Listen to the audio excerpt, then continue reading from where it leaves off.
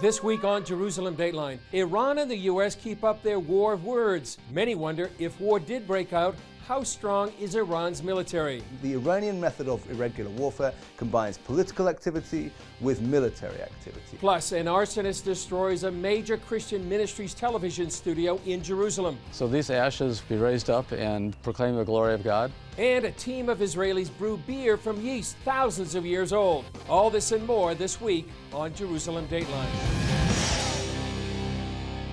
Hello and welcome to this edition of Jerusalem Dateline. I'm Chris Mitchell. White House officials are getting briefed on a Pentagon plan to send more troops to the Middle East. This amid growing threats from Iran and the administration working to calm war fears on Capitol Hill. Gary Lane has details. U.S. Central Command made the request for more U.S. troops in response to attack threats from Iran. The Pentagon's plan proposes sending 10,000 to the Middle East for defensive purposes. It comes just days after President Trump ordered B-52 bombers and the USS Abraham Lincoln strike group to the region. Our biggest focus at this point is to prevent Iranian miscalculation. We do not want the situation to escalate. This is about deterrence, not about war. Senator Lindsey Graham says the move shows the United States is ready to respond if needed to protect American lives and U.S. vital interests in the region. The best thing to happen is for everybody to calm down and Iran to back off, and I'm hoping that this show of force will result in de-escalating, not escalating. Many Middle East experts say it's unlikely war would break out now, but the situation does raise the question in case of any future war. The question is, just how strong is Iran's military? President Trump fired the latest salvo in the war of words. We have no indication that anything's happened or will happen, but if it does, it will be met, obviously, with great force. We'll have no choice. An Iranian general fired back and tweeted, "We will give a crushing response to any aggression by our enemies." But are Iranian military threats like these credible or just bluster? Conventionally, Iran is actually quite weak. The reason the Islamic Republic of Iran has posed a threat to U.S. interests in the Middle East and to allied security in the Middle East for so long is because it is an asymmetric military powerhouse. Iranian expert Behnam Taleblu says Iran uses asymmetrical warfare through terrorism, proxies, and intimidation. Bloviating, hyperbole are actually core elements of Iran's security policy. Why? Again, because the Islamic Republic of Iran is hyper-cognizant of its own conventional military deficiencies. And when Iran knows it can't win the battle of capabilities, it looks to win the battle of resolve. Middle East expert Jonathan Spire says Iran's strength lies in its proxies throughout the region, like the Palestinian Islamic Jihad that recently launched hundreds of missiles into Israel. They have this array of political, military organizations, many Hezbollahs, so to speak, of which Lebanese Hezbollah was the prototype, across the region, very committed, very well indoctrinated, sometimes well trained, who are available for military tasks. One flashpoint for Iran's asymmetric warfare is the capability to close the Strait of Hormuz, where much of the world's oil passes through, just off the coast of Iran. It's exceptionally vulnerable. However, Iran doesn't have the capability to keep the strait closed. It has the ability to block it, and the U.S., through overwhelming military superiority, could open it. The one military arena Iran holds an edge is its ballistic missile program. This is, again, an exceptionally important area because multiple U.S. directors of national intelligence have said that Iran has the largest arsenal of ballistic missiles in the entire Middle East. Given both its strengths and weaknesses, Iran balances its hot rhetoric with cool, calculated geopolitical moves that still make it a formidable adversary in the most dangerous region in the world. Well, here in Israel, wildfires rage during a major heat wave. Police ordered the evacuation of several communities in the country's center and south. Firefighters battled brush fires along the Gaza border, near Ben Gurion International Airport, and outside Jerusalem. And officials even closed the major Tel Aviv-Jerusalem highway to traffic because of the fires. Israel and the region are in the grip of a major heat wave, with temperatures around the country reaching 38 degrees Celsius or 100 degrees Fahrenheit and even higher.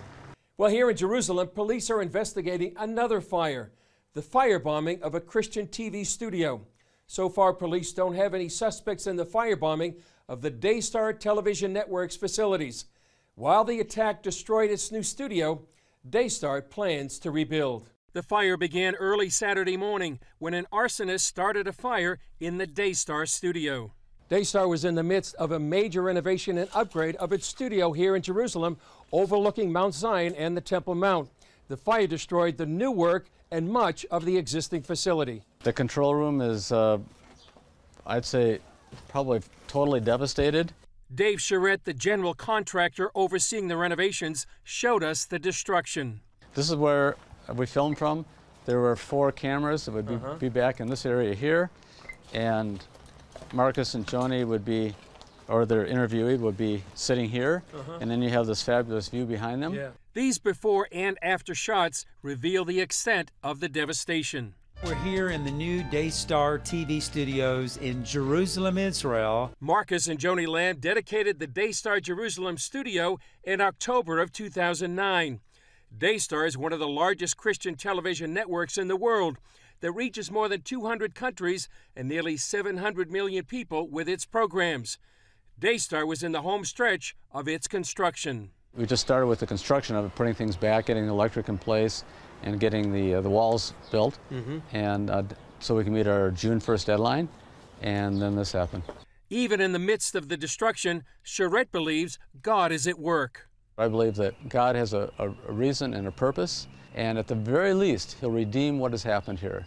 So these ashes will be raised up, and proclaim the glory of God. Daystar pledges to continue their Jerusalem operations and asks for prayer for continued protection. Coming up, hear from a moderate Muslim who says the West needs to wake up to the dangers of radical Islam.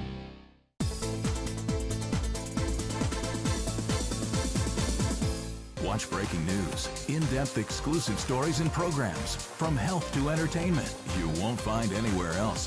The CBN News Channel, a perspective you can trust. Enjoy credible news reporting from around the world. Discover inspiring programs and stories of hope, all in one place, from a Christian perspective.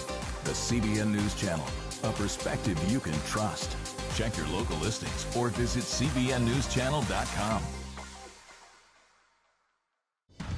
CBN Israel, standing with Israel and blessing God's people. Join us. Get breaking news from the Holy Land. Witness biblical history uncovered. Learn the true story of Israel through groundbreaking films. Help Holocaust survivors and other Israelis in need. Be part of the redemptive story God is telling through His chosen people. CBN Israel. Together we will stand. Join CBN Israel today. Hey, if you're tired and exhausted all day, you can't think clearly, and you really just need a cup or even a pot of coffee to get through your day, then join me, Dr. Josh Axe, for this new series where I'm going to teach you how to transform your diet and use essential oils and supplements to get a better night's sleep. Protect your sleep and live your best life with innovative information from 5 leading sleep experts. If you're not a great sleeper, you can do things to make yourself a great sleeper.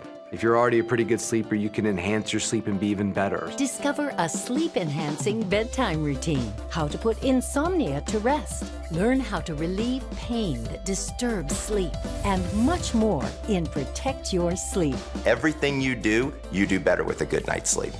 Wake up to your best life. Call 1-800-700-7000 to get your free DVD or booklet of Protect Your Sleep today. Don't miss out on this brand new series.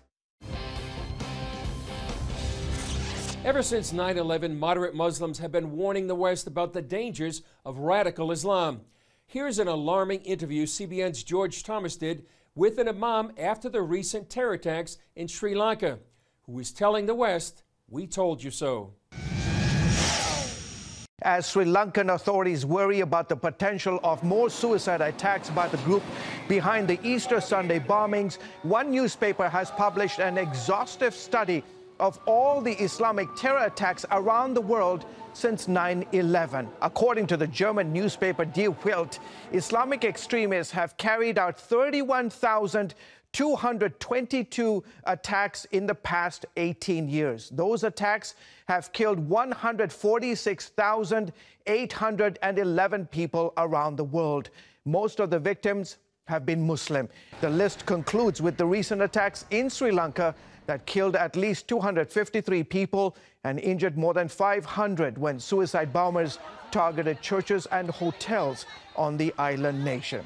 Joining me to discuss the impact of those sobering numbers is Muhammad Tawhidi. He's a third-generation Iranian-born Australian Muslim and author of The Tragedy of Islam, Admissions of a Muslim Imam. Mr. Tawhidi, thank you so much for coming on the show. The research shows the geography of Islamist terror stretches today from Europe to the Middle East, Asia, and Africa. How do we combat the scourge of radical Islamic terrorism?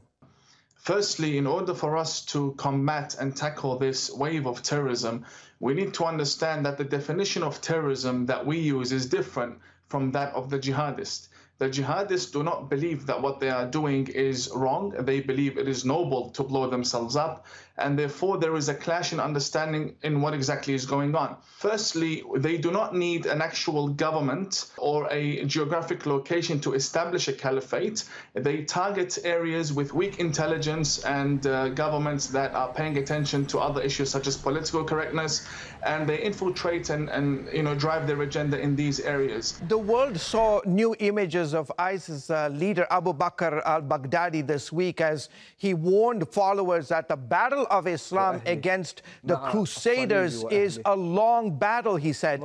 Do we know how to fight this battle, and are we prepared to engage in sort of the long haul of this battle? Well, your question is, do we know how to fight this battle? Of course we know how to fight this battle, but are we prepared to take on this battle? We can fight this battle, and it's very easy. We deport every extremist imam in the country. We cancel visas of people coming in from Iran and Saudi Arabia to preach hatred in this coming month of Ramadan to the West. And we stop the construction of new mosques without vetting the people behind them, and stop foreign funding from Islamist countries. And unfortunately, Europe is being run by governments that do not care about their Christian heritage and Christian religion. They don't care about anything that's happening. All they want to do is rule and stay in power, and they use the political correctness machine to do so. Is that going to be the death of our societies around the world? It is the current beginning of the death. It's already happening. There are areas in France where Christians cannot walk freely. President Macron has come out saying that the Islamist movements want to secede from France. This is a leader of a country telling you that he has lost control. He's admitting finally that he has lost control. There are serious agendas being played in that region. Look, I am a Muslim, but I cannot live in an Islamist theocracy. I can live in a Christian government based on their constitution, because that is where peace lies. I can't live in a place where ISIS rules the area. That's no Muslim with a brain that works would want to live under ISIS, right? And when we come to the West trying to warn the governments and intelligence agencies about what is happening, about the people we fled from, we have this new political correctness agenda that tells us, oh, we're the racist, we're the ones who are traitors, and the extremists needs to be understood and embraced, and they have a point, let's listen to them. And sooner or later they're in parliament, they're in government, and there you go in America, you have Ilhan Omar and Rashida Tlaib changing the narrative in Washington that is now affecting the whole, influencing and affecting the narrative around the world, attacking Jews, attacking Christians, and this is just the beginning. So if Christians don't wake up, Christian leaders don't wake up, then we Muslims who fled from extremists can't help you anymore. We tried warning you. ISIS may have lost their self-styled caliphate in Iraq and Syria, but they are still a threat in many countries, right? It's not self-styled caliphate, it's a real caliphate.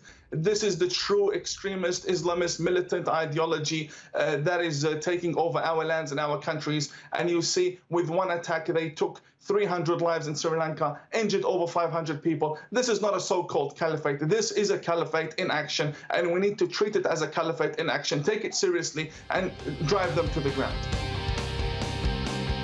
Up next, the Jerusalem Prayer Breakfast. Much more than a meal, it's become a movement. Take a look and see where it's going now. A historic bond between the Jewish people and the land of Israel cannot be broken. Now on Blu-ray or DVD, the new CBN documentary special, The Hope, The Rebirth of Israel. History is knocking on the door.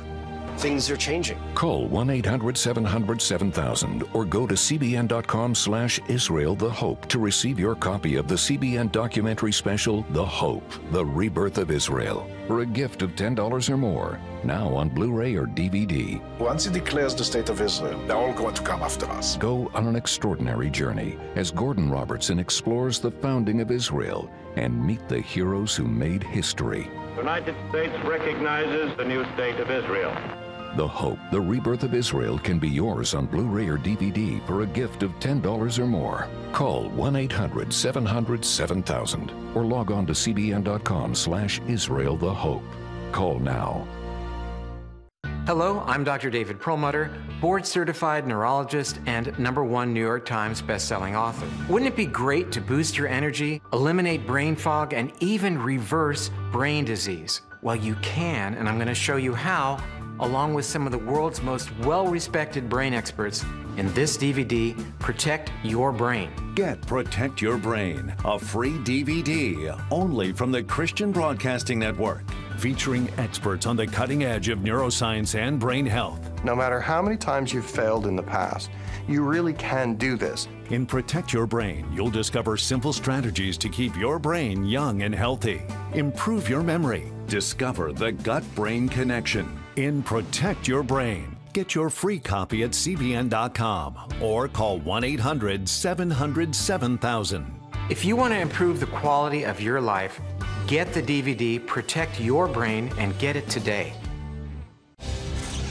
A new bill pending approval by the Irish government is just 1 or 2 steps from becoming law.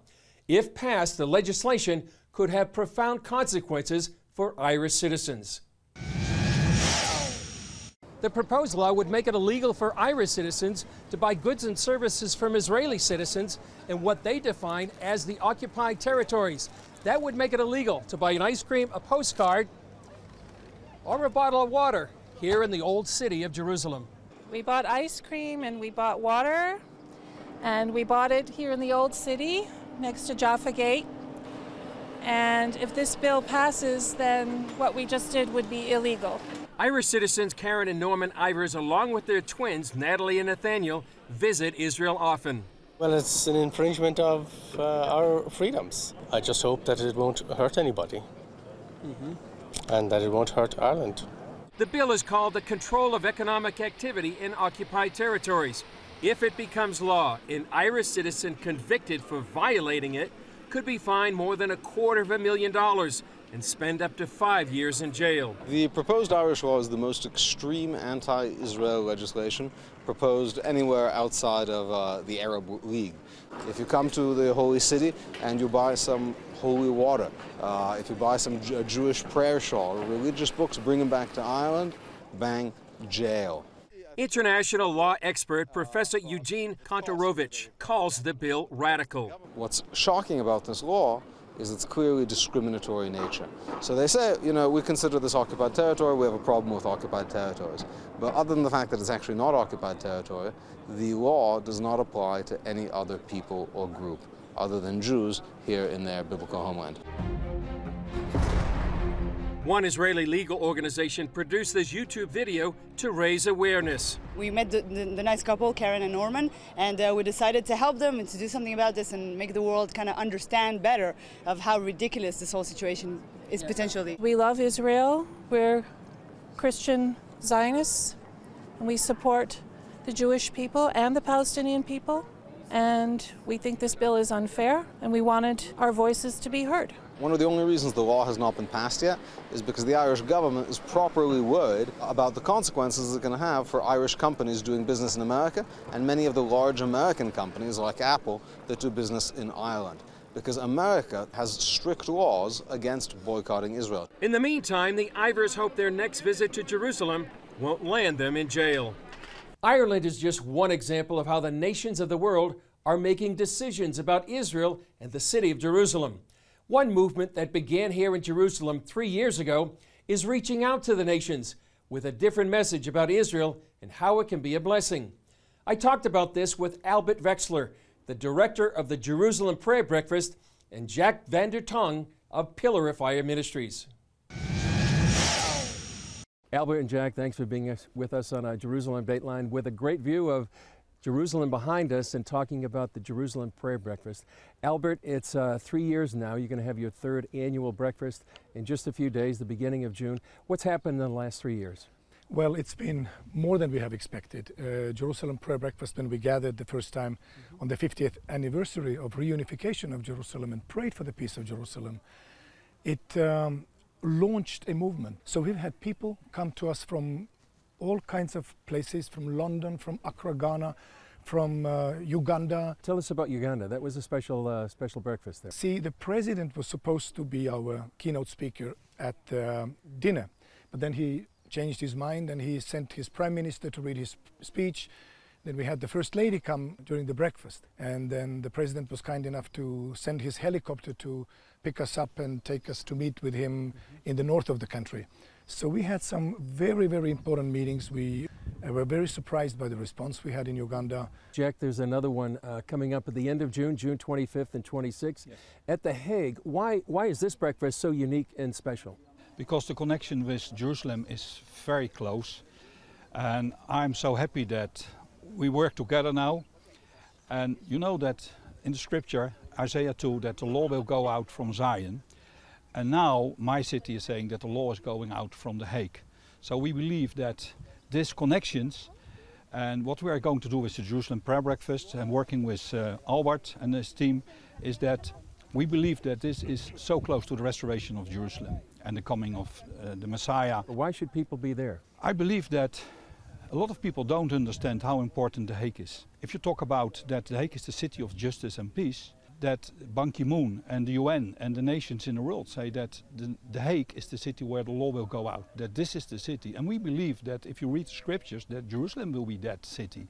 So the Jerusalem Prayer Breakfast is so important to pray for the restoration. And what's so interesting is that we have permission to visit the Peace Palace with the people of the Jerusalem Prayer Breakfast. And the Peace Palace, it's the highest court of the UN. Nobody knows it, but the original name is the Temple of Peace. So it's not only law, there is also religious things going on. And if you think about that, in 2020, the world leaders of all the religions, the Pope, from the Buddhism and Hindus, the leaders are coming and to sign a covenant in that building. And we are allowed to enter this building. So are we seeing a great contrast between what man has planned at The Hague and what God has planned here in Jerusalem? Amen. That's it. Yes, that's it. Exact. So Albert, where are we going from here? You're going to have your 3rd Jerusalem Prayer Breakfast. Do you see this even growing even more? It is growing, and of course our goal is to mobilize the church to pray for the peace of Jerusalem. As Isaiah prophesied, I have placed watchmen on your walls, Jerusalem, that they would not give God's silence and that they would continue in their prayers until Jerusalem is made a praise in the earth. And we want to see this movement touch every nation. We want to see that people would come to the Jerusalem Prayer Breakfast, but also that we could bring the Jerusalem Prayer Breakfast to these different cities and lift up God's word and pray for the peace of Jerusalem. Tell us, why people should come to see you at The Hague. The uniqueness of The Hague, there is no city in the world who has in a way stolen the promises of Jerusalem, and we want to restore the promises back to Jerusalem. We are going to 3 unique locations, and to have there the Jerusalem Prayer Breakfast, it will be unique. I have visited some of the Jerusalem Prayer Breakfast. I think this is different than all the other ones. And Albert, final thought, is there another biblical principle at work? Genesis 12:2, those that bless Israel will be blessed. Yeah, these are the cornerstones. It's a two-way street, because if the nations come and they bless the seed of Abraham, they bless Israel, that's the way how the blessing will come to them. And the blessing will come when people want to get involved, want to invest, want to bless Israel, not by siding with our enemies and cursing and isolating Israel. I think it's a unique moment in the history. Never before has there been a call coming out of the Knesset to come and pray for Jerusalem, for the peace of Jerusalem. It almost feels like the nations are at the scales and the decisions are being made on which side of the truth, the nations will stand in the history. Well, as you say, quite a time in history right now. Albert and Jack, thank you for being with us. Look forward to seeing you in Jerusalem and also in The Hague. Up next, see how an Israeli team brought yeast thousands of years old back to life into a neighborhood pub. Prophecy thousands of years old, We were called to be a light to the world. being fulfilled today. Discover how. Get to life. Call 1-800-700-7000. We consider it our duty to reach out and help others around the world. For a gift of $10 or more, you can own the acclaimed CBN documentary To Life. Just call 1-800-700-7000 or log on to cbn.com. To treat a human, no matter what he is, which religious he have, which color he is, this is what I'm doing. See how the people of Israel are fulfilling prophecy History is being written, and I want to be a part of it. by sharing their knowledge In Africa, in Asia, in South America, in East Europe. and their love. This is how we work. This is us. Get to life. Call 1-800-700-7000 or log on to cbn.com. How'd you like to get a redo on your health, on your body, on your arteries, so you could have the energy you had 20 years ago? The great news is you can. I'm Dr. Mike Roizen, chair of the Wellness Institute at the Cleveland Clinic. I've written 4 New York Times bestsellers. But even better than having to read all that, you can listen to this DVD and watch it. Protect your heart? Yes, you can. Here's how.